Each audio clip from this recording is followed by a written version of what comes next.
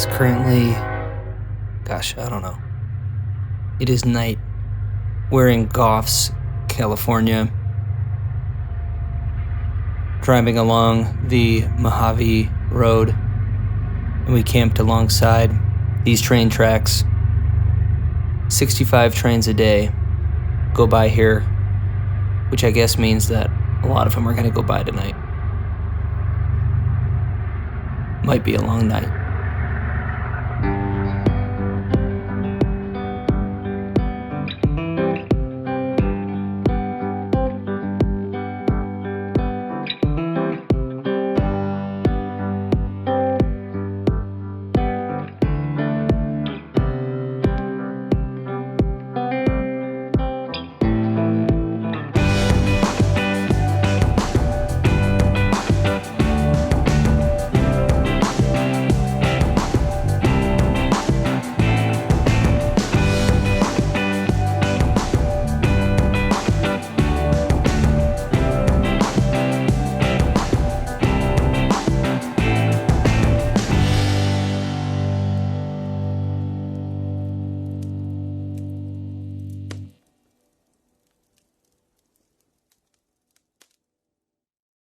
Hey everybody, Chris McGraw here. Welcome to the Mojave Road, which is a 130-mile trail started in Nevada going into California.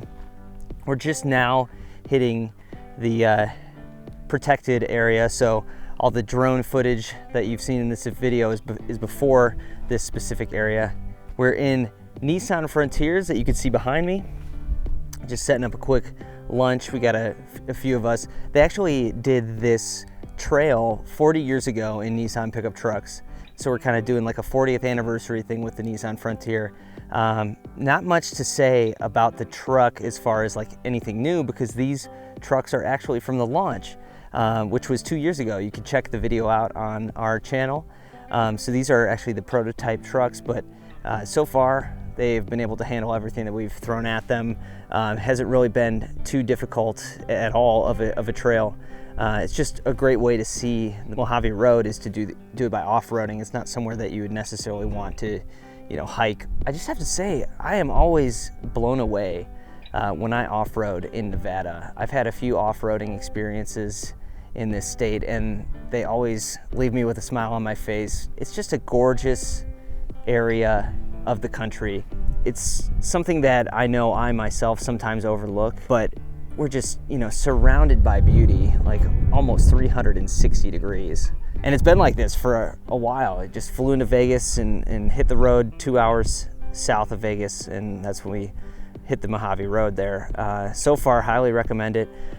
We're doing the overlanding thing. We got tents tonight, but we are experiencing some weather, as you could probably see in the background. So it has gotten quite a bit colder since we started here. It was, around 80 degrees, and now we're into the 60s. We got some thunderstorms coming on the way. We did drive through some areas where you could tell the rainwater goes into the Colorado River. Right now it's dry, but with these rains, it'll probably fill up pretty quickly. You have to worry about flash flooding. Flash flooding can happen, even if it's not storming near us. 50 miles upstream, you can get a thunderstorm. You have to worry about that. Luckily, we haven't run into anything like that yet. But we'll see. We'll see how the weather holds up. And I'm just really excited to camp for a couple of nights and do some off-roading for a couple of days. And yeah, man, Nevada in California, just like phenomenal area for this. I'm really stoked.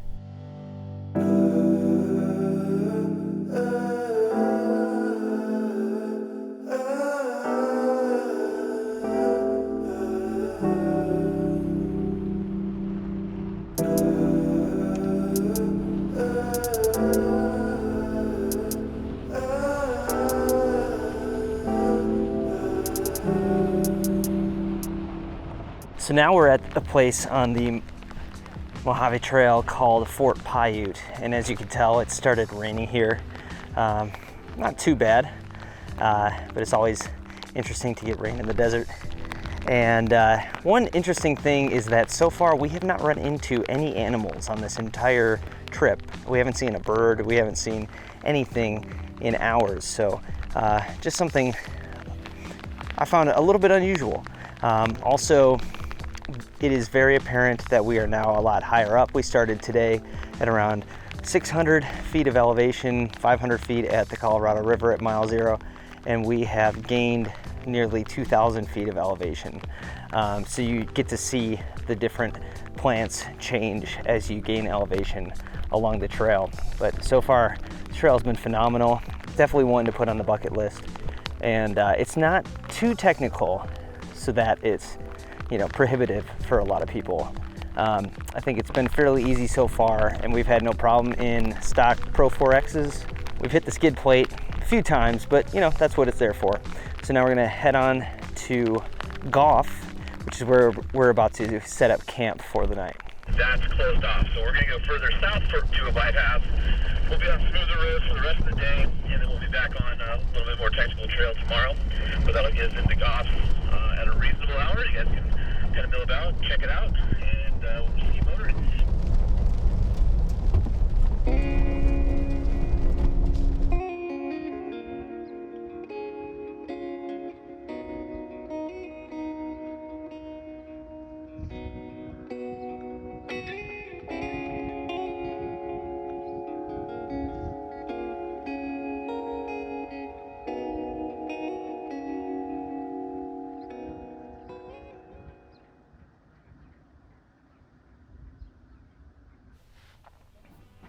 Well, that's the end of day one. We are currently in Goffs. It's a town of 23 people in southeastern California, right near the border of Arizona and Nevada. Today wasn't our longest day on the trail. That'll be tomorrow. We're gonna spend most of the day on the trail tomorrow. But so far, we've kind of gotten a lot of varying experiences. Nothing driving wise was super hard. Obviously the Frontiers could handle it all. We didn't run into a ton of people on the trail. This is definitely, at least during the week like we were traveling it now, not a crazy busy trail. I think we ran into a couple of bird hunters and a Ford Bronco, and that was pretty much it. We did run into some rain, which kind of made our journey a detour a little bit, just because the rain can wash out some of the areas of the trail. So we took an easier road down to Goffs. Tomorrow is going to be our longer day on the trail, and I'm really looking forward to that. There's supposedly different varying terrain, a little bit more difficult than what we saw today. The total trail is just over 130 miles long, and we have the majority of it to still do tomorrow, and then a little bit on day 3. We're currently at the Mojave Desert Heritage Center, and that's where we're going to be camping, spending the night. We're very close to the train tracks. I'm actually kind of surprised you don't hear one going by right now. Quick rundown of my setup. We have just a nice gazelle tent. It's almost like a dome style tent. Very spacious. I'm not too tall at 5'7", and I can pretty much stand up in the center of it. Got a sleeping pad, got a little pillow here, and yeah, we got our down quilt, a little less restrictive than one of those mummy bags. Hopefully it doesn't get too cold tonight. If it does, I brought a bunch of gear, so I'm not too concerned about that. Overall, so far the Mojave Trail is incredibly beautiful. Anytime you're in the desert, when it rains, you get that desert rain smell that you can't really, it's hard to describe because I've never actually smelled it anywhere else. It's almost like a mesquite, smoky kind of scent, and that's just from the rain landing in the desert, which it doesn't do very often. All of the trucks that we're in on this trip are the Pro-4X trim, which I personally really like. I love the size of the Nissan Frontier. It didn't go bigger like a lot of the mid-size pickups. It still feels like the same size as the previous generation, and it's off-roady without being like too in your face about it, you know, like the Raptor has decals and all that sort of a thing. So this is an off-road specific trim, but it's not in your face about it.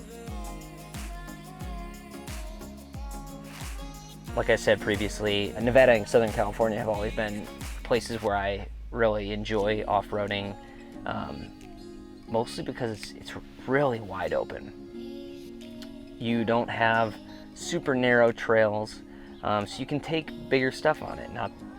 We're not doing that in this case with the Frontier, but I don't think you'd have a problem taking a Power Wagon on these trails that we have driven on today. So it's a trail for a variety of different vehicles. Also, the guy who originally wrote the book on the Mojave Road, we'll wait for that to go off. Dennis Casebier, the guy who originally got the Mojave Road designated and protected from development, he just wanted this area to be seen by a lot of people. Originally, he actually hiked it to see if it would be something that would be hikeable. 130 miles is a lot to hike, especially in the desert where there isn't any shade whatsoever. It took him 8 days, 17 miles a day. He said that 12 would have been enough. I think after 12 miles in the desert, I would be just dying, and there's not a ton of water or places to get food or anything like that, so you'd have to bring it with you. So in the late 70s, early 80s, when he was trying to protect this area, he turned to the four-wheel clubs, and those were pretty much his two choices. These days, with the development of different bike technology, like gravel bikes and full suspension and hardtail mountain bikes that can all be powered electrically, I think that riding an e-bike out here might be a really great way to see this part of the country. So with not quite a full day of off-roading in, feeling a little tired. I don't feel very beat up, thanks to some comfortable seats in the Frontier. So I'm just gonna go grab some food and maybe hit it a little bit early, see how comfortable this overland setup is.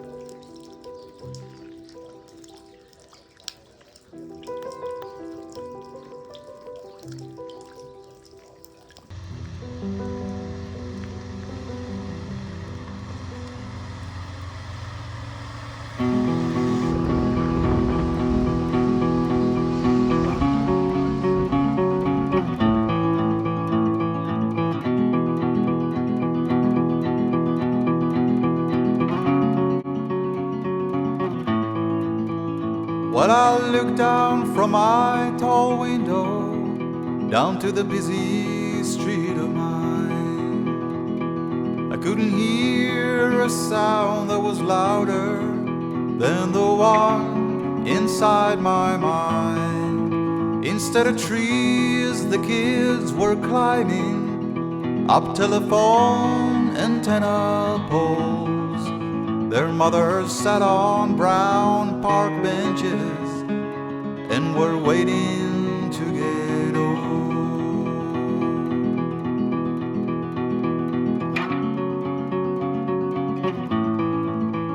Don't we all like Day two on the Mojave Road. It rained pretty good last night. At least it sounded like it was raining pretty good inside of the tent. But actually when we got out, it was just drizzling for most of the morning. And as soon as that stopped, we started driving through these Joshua trees that you can see all around me right now.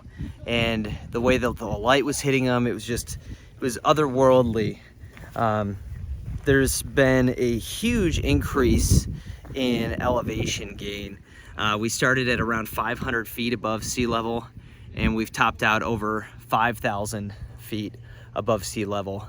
There hasn't been a whole lot that we've needed even 4 high for today. We probably could have stuck it out so far. It's midday in 2, except one little down climb that we popped it into 4 low 4 and had spotters and that sort of a thing. Definitely happy to have a spotter in that section of the road. Yeah, it's just been an incredibly beautiful day so far, regardless of the weather. There's sections of blue sky peeking through, but there's a lot of cloud cover. But it has just made the sunlight that's coming through just look that much better. So far so good. We're just about halfway through the day. We're hoping to pretty much complete the Mojave Trail today and get to the end, and that'll be the end of this trip. Yeah, the trucks have performed incredibly well. We got them nice and muddy, and really could not ask for more out of a trip like this as far as, you know, the weather and the experience. Have times like this where you're in these mountainous places, you know, Joshua trees, prickly pears all around you, and every elevation is a little bit different. It's crazy to think that, you know, I'm only a couple states over from my home in Colorado, and everything looks just so drastically different.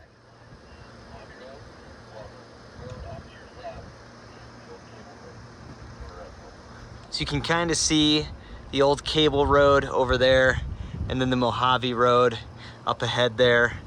Just barely see them. We're gonna be heading all the way up there to the Mojave Road. Than I could ever afford.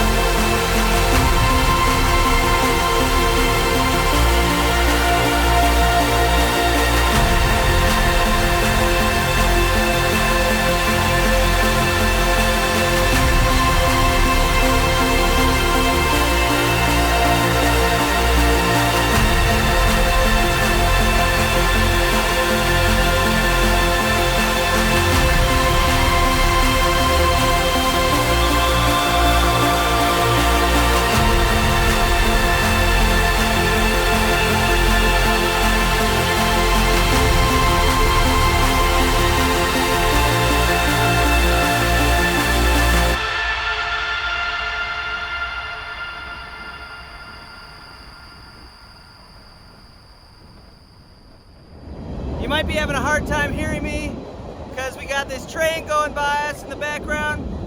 This is the kind of thing that went by a lot last night. Our campsite is is right back here, so I have a feeling that we're going to be hearing a lot of it tonight. Surprisingly, there are roughly 65 trains that go by every day, and they're not short either. This one just finished. But surprisingly last night, I only got woken up by one of them. Let's hope that this campsite here tonight is the same sort of thing. Fingers crossed, won't get woken up by a ton of them. But yeah, 65 trains a day roughly on average go down these tracks. So they're used quite a bit. That's how everything gets brought, almost everything gets brought into Southern California. And a lot of the Mojave Road crisscrosses these train tracks or runs parallel, kind of like you can see behind me right here. The weather has cleared and we have made it to the end of the Mojave Road. It was actually thunderstorming pretty good for a bit there. A little worried about a final river crossing that you may or may not be able to see behind me right now. Mojave Road, incredible place. I've heard things like, you know, it's super crowded. That was not our experience, probably for a few different reasons. One, the weather was uncharacteristic for this area. Two, it is the middle of the week, and so maybe on the weekends it gets pretty crazy. Let's see, there we go. There's that river crossing you can see right behind me there. Trucks having no issues. We were a little bit worried that because of the rain, our campsite tonight would be completely flooded over and we wouldn't get to stay. I know I, for one, when I'm on a camping trip, I hate to cut that sort of a thing short. I don't go camping enough as it is, so I was really happy when the sun finally came out. I mean, look at how beautiful it is right now. Just incredibly beautiful out here. And everything went off without a hitch. All the trucks made it through. We did have to skip over some sections that were a little bit washed out. Would have been nice to have been able to do the entire Mojave Road. It just means that I'm gonna have to come back here some point, experience it from beginning to end. Hopefully, fingers crossed, without any detours or anything like that. You got incredible history, you got a beautiful, just sprawling area full of mountains and cactuses and Joshua trees and ever-changing landscape, plus a phenomenal road to go off-roading on. So if you haven't checked out the Mojave Road, or if it's not on your bucket list and you love to go off-roading, like overlanding, I would highly, highly recommend it. Being in this area of the country always puts a smile on my face, and being able to off-road for as long as we did, 138 miles, just cherry on top. It's also really cool that we were able to do it 40 years after Nissan originally did it in 1983. And just to see some of the places that I saw in the book, in photographs, to see them in present day was just made it that much cooler. To know that there's all this history behind it, not just from, you know, like the old West times, we're hearing about like cowboy shootouts and that sort of thing, but even from more recent times, you know, 40 years ago with Nissan pickup trucks, before the Frontier was even around. All right, it's time to grab some dinner and hit the tent, catch some Z's. Off-roading, even though you're not doing anything like super physical, it does take a little bit out of me, so I'm sure I'm gonna get a good night's sleep tonight. Just remember to hit the subscribe button. It really helps us out. And if you guys have any comments or questions, leave them below and I'll do my best to answer them for you. Thanks for watching.